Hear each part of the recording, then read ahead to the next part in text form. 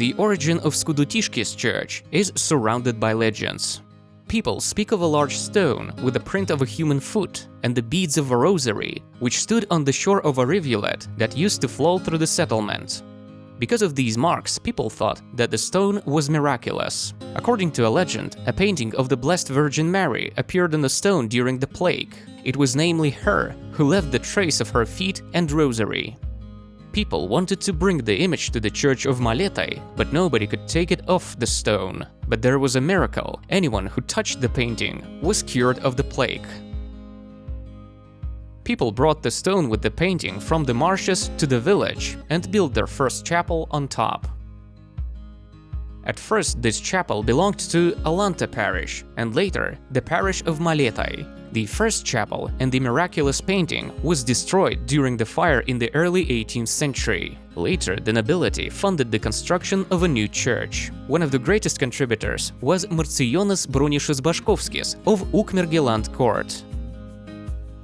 The chapel was wooden, had no belfries, only a balcony for reading sermons. 1922 marked the establishment of a parish in Skudutiškis, and the newly transferred young and proactive priest Čelkus initiated the construction of a new and large church. The church was built in 1939 according to the project of the engineer Juozas Matusevičius.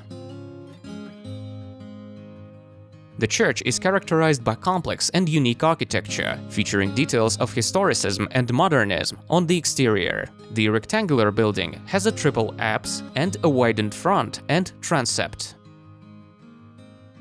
The church has an unusual structure with 3 towers. The facades feature characteristics of modernized Gothic, and the protruded central part of the middle facade blends with a belfry framed by 2 smaller towers.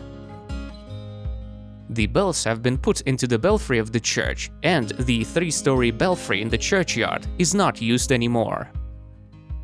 Above the front door, there is a multi-angled decorative window, and there are 2 more smaller rectangular windows in the belfry.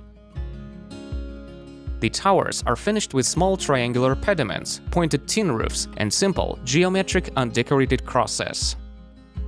The facades are covered with horizontal panels with horizontal cornices to divide the planes. The interior of the church is decorated by several valuable pieces of art. There is a 17th century picture of Our Lady of Sorrows painted on a board brought here from an unknown church.